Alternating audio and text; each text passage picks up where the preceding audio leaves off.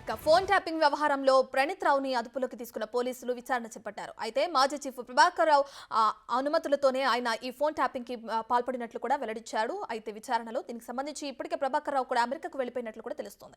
కేసుకు సంబంధించి మరిన్ని అప్డేట్స్ మా ప్రతినిధి సురేష్ లైవ్ లో అందిస్తారు. సురేష్, ఇప్పటికే చూసుకుంటే ఆయన అమెరికాకు వెళ్లిపోయినట్లు కూడా తెలుస్తుంది. పోలీసుల దర్యాప్తులో ప్రస్తుతం ఈ కేసు దర్యాప్తు ఎక్కడి వరకు వచ్చిందంటారు?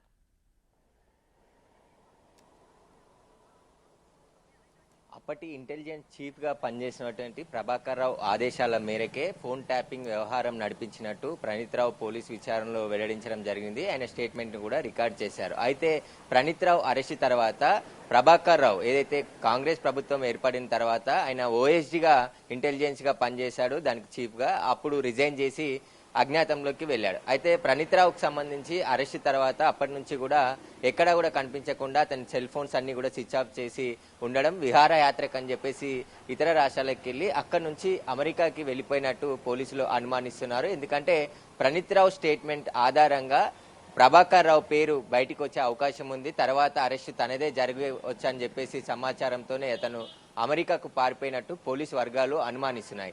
అప్పుడు ఏదైతే ఎలక్షన్లకి నోటిఫికేషన్ విడుదల ముందు కావచ్చు, అదేవిధంగా 2 సంవత్సరాల నుంచి కూడా కేసీఆర్ ప్రభుత్వానికి వ్యతిరేకంగా తెలంగాణలో ఓటర్ నాడి ఉందని చెప్పేసి సర్వేలు ఎప్పుడైతే వెలువడ్డాయో అప్పటి నుంచి ఒక పథకం ప్రకారం ప్రతిపక్ష నాయకులకు సంబంధించి కదలికలు, వాళ్ళు ఎవరెవరిని కలుస్తున్నారు, ఎక్కడెక్కడికి వెళ్తున్నారు అనే దానిపైనే ప్రణీత్ రావు బృందాన్ని ఏర్పాటు చేసి అప్పటి వరకు ఉన్న మందితో పాటు కాకుండా మరికొంతమందిని ప్రణీత్ రావుకు యాడ్ చేసి స్పెషల్ టీం ఏర్పాటు చేసి ప్రభాకర్ రావు ఆధ్వర్యంలోనే ఫోన్ ట్యాపింగ్ వ్యవహారం అంతా కూడా నడిపించినట్టు తెలుస్తుంది.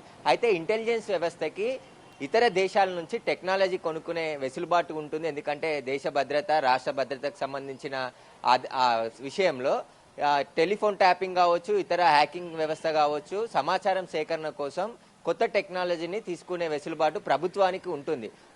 అదే అదునుగా భావించిన ప్రభాకర్ రావు ఇటు రష్యా, ఇజ్రాయెల్కి వెళ్ళి కొత్త టెక్నాలజీని కొనుగోలు చేసి తెలంగాణకు తీసుకొచ్చి ఫోన్ ట్యాపింగ్ వ్యవహారం అంతా కూడా నడిపినట్టు ప్రణీత్ రావు వెల్లడించినట్టు తెలుస్తుంది. ఎందుకంటే ఒక ప్రత్యేకమైన ఎక్విప్మెంట్ కోట్ల రూపాయలు పెట్టి కొనుగోలు చేసి తెలంగాణకు తీసుకొచ్చి ఎవరైతే ప్రతిపక్ష నాయకులు ఉన్నారో వారికి సంబంధించిన ముఖ్య నాయకుల కదలికపై ఈ నిఘా టీంతో మొత్తం ఎప్పటికప్పుడు వాళ్ళ ఫోన్లను ట్యాపింగ్ చేసి వారు ఎక్కడికి వెళ్తున్నారు, ఎవరితో మాట్లాడుతున్నారు, ఎవరి షెడ్యూల్ ఏ విధంగా ఉందనేది డైరెక్ట్ అప్పటి సీఎం కేసీఆర్కి చేరవేసేవాడు ప్రభాకర్ రావు. అందులో భాగంగానే పొలిటికల్లో ఎట్లా ఓడిపోతున్నామనే ముందే సమాచారం కేసీఆర్కి తెలవడంతో ఈ ఫోన్ ట్యాపింగ్ వ్యవహారానికి తెరలేపినట్టు తెలుస్తుంది. దానికి సంబంధించే ముఖ్యంగా హై టెక్నాలజీ, కొన్ని హ్యాకింగ్ సంబంధించిన సాఫ్ట్వేర్లను తీసుకువచ్చి ఇక్కడ ఎవరైతే ముఖ్యంగా కాంగ్రెస్కి సంబంధించి అప్పటి PCC chief Revanth Reddy phone tapping చేస్తున్నారని నేరుగా ప్రభాకర్ రావు పేరు ప్రెస్ మీట్ లో పెట్టి మరీ చెప్పడం జరిగింది. ప్రభాకర్ నేతృత్వంలోనే ఫోన్ ట్యాపింగ్ చేస్తుంది. ఎందుకంటే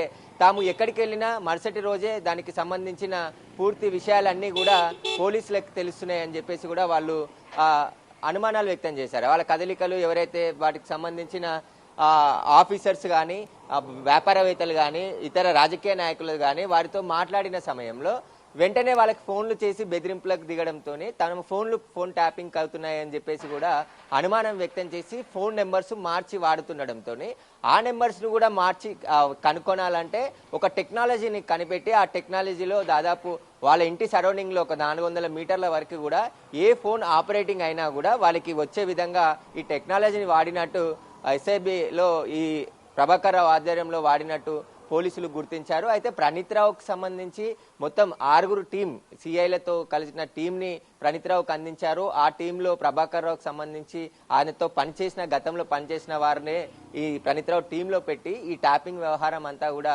నడిపినట్టు తెలుస్తుంది.